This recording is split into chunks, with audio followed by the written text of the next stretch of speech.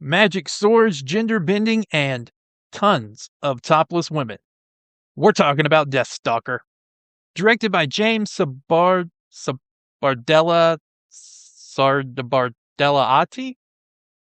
Directed by that guy who only directed 2 movies throughout his long tenure in the B-movie Hollywood.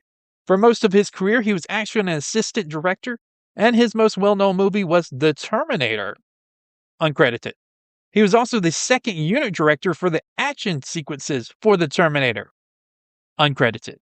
Our writer was Howard R. Cohen, so much easier to pronounce, who was a Concorde, New Horizons, whatever the company called themselves any given year, writer who also wrote Care Bears, the TV show in the 80s, and created or wrote the movie Rainbow Brite. Weird. Our main characters, though, are played by Roger Corman, fixtures, playboy bunnies, fashion models, and a stuntman who played Jason Voorhees in Friday the 13th 3. But who cares about that? Let's watch this movie, make jokes, and remember, any movie I watch, I still highly recommend for a viewing.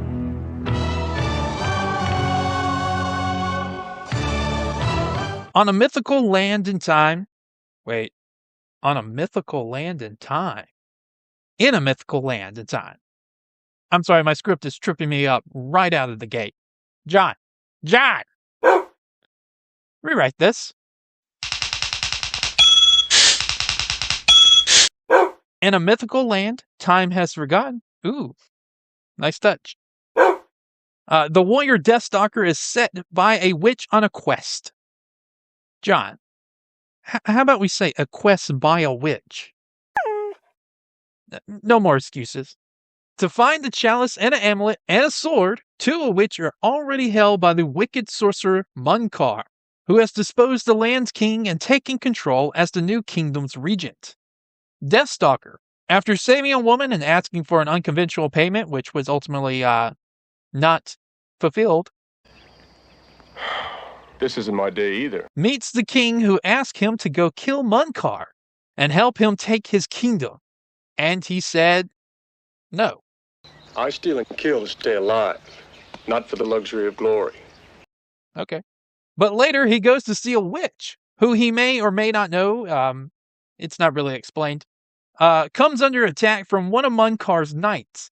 The knights are defeated, and one of them transforms into a bird to report back to Munkar that he failed. Afterwards, Deathstalker and the witch talk, and Deathstalker is told that he will become a child, find a sword, and defeat Munkar. And he says, okay. I don't quite understand what made her proposition more appealing, but okay. He sets out to find the sword, which happens almost immediately. Deathstalker, look behind you. Sauron waits there. Having been hidden by the witch, could have just given it to him, but okay. But he finds the sword hidden by the witch in a cave guarded by an ogre and an imp. The imp, Sauron, reveals himself to be a thief cursed by the witch and aids Deathstalker in defeating the ogre. Deathstalker removes the curse from Sauron after he transforms into a child. That's not explained either. And the thief agrees to accompany Deathstalker on his journey, sword in hand. Deathstalker sets out to Munkar's castle to gain the remaining objects of power for some reason. It's really vague on why, but boops. On his journey, Deathstalker learns of a tournament from Ogress, a charming warrior. That's it. Not even going to mention that he met Deathstalker while defending a mother from a group of bandits. Also, later in the movie, they're going to act like this guy's a great warrior, but he nearly got killed by 2 common bandits that Deathstalker killed quite quickly. But after the fact, Deathstalker wanting his usual payment, but once seeing this little guy... What up, wheels? Oh, hold on. Hottie in the next lane. No, baby seat. I'm out. Yeah.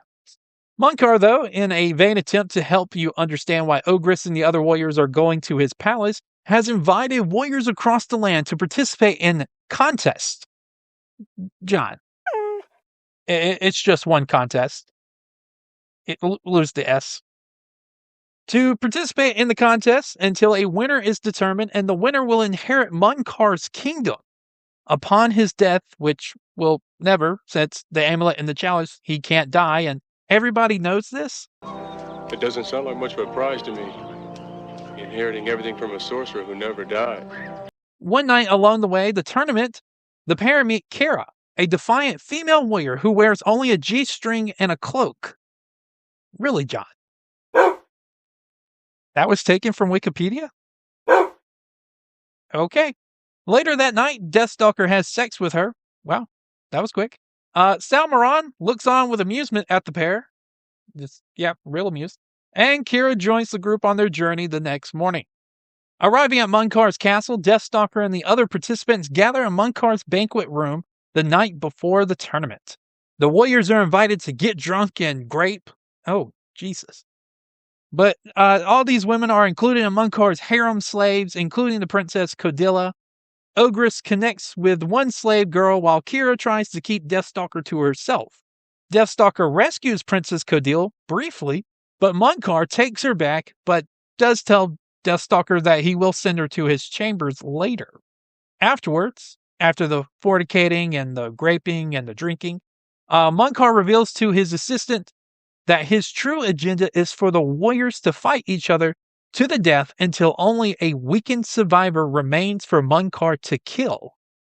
This would remove all threats to his rule, which I'm just going to say, he's immortal. He could kill all of them right now and claim Deathstalker's sword. But convoluted, here we go. Munkar transforms his assistants into the likeness of Princess and sends him to kill the hero. When Deathstalker attempts to grape Codilla, he discovers the woman is not all woman and sends her away.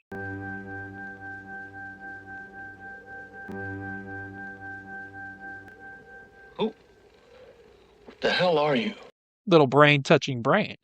Kira finds the assassin, assuming she is the real Codilla, only to be shocked when the woman she places her cloak around transforms into a man, and she is tragically killed by the assassin in a sword fight after Munkar's disguise spell wears off.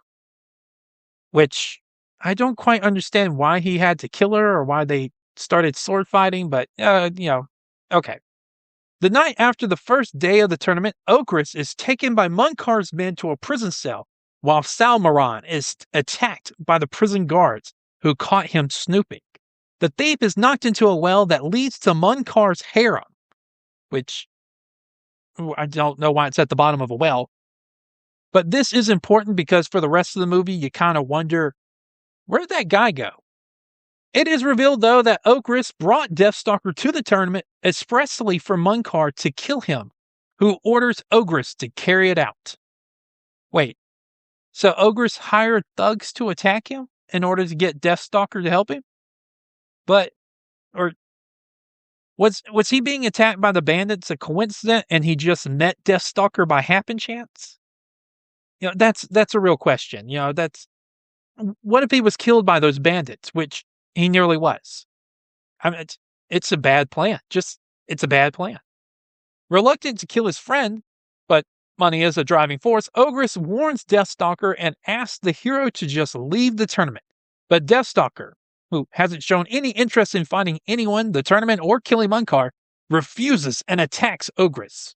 During the brawl, Ogress has the chance to draw the sword, the magical sword that we haven't really talked about at all, and kill Deathstalker, but chooses to fight fairly and ultimately loses. Deathstalker says goodbye to the fighter and kills him. The last day of the tournament arrives and there are only two competitors left. Deathstalker, who hasn't fought once, and an ogre. After a long fight, maybe 3 minutes or so of close-ups and some grunts, Deathstalker kills the ogre and moves to claim his prize. He is attacked by Munkar's men. After making it back to the barracks, John, but makes his way to the amulet that Munkar decides to use as bait. He just left it over the doorframe. Why? That's the source of your power. Salmaran. Oh, I just realized that's a horrible attempt at a Tolkien-like name, like Sauron or Saruman. Salmaran is discovered in the harem room. It's been like a day. He's discovered now that Munkar decides he's going to kill the last of the competitors. But didn't the movie just tell us there were only 2 left? Deathstalker and the ogre? Why didn't Munkar do this after he got everyone super intoxicated the first night? You know what? I'm thinking too hard. Salmaron helps free the women in the harem and wake some of the still living competitors who helped slay the guards. Deathstalker, meanwhile, defeats the holder of the amulet and faces Dunkar. He is able to defeat the sorcerer's illusions and claim the 3rd object of power. And with this power, he is not only invincible, but he can revive the dead. So obviously, Deathstalker will revive his friend whom he had to kill and the woman he had feelings for. Deathstalker declares he has no interest in Munkar's power or kingdom and destroys. Deathstalker destroys the 3 objects of power? Why? You're friends. Oh, what an idiot. Anyways, he throws Munkar to the crowd of slaves who tear him apart.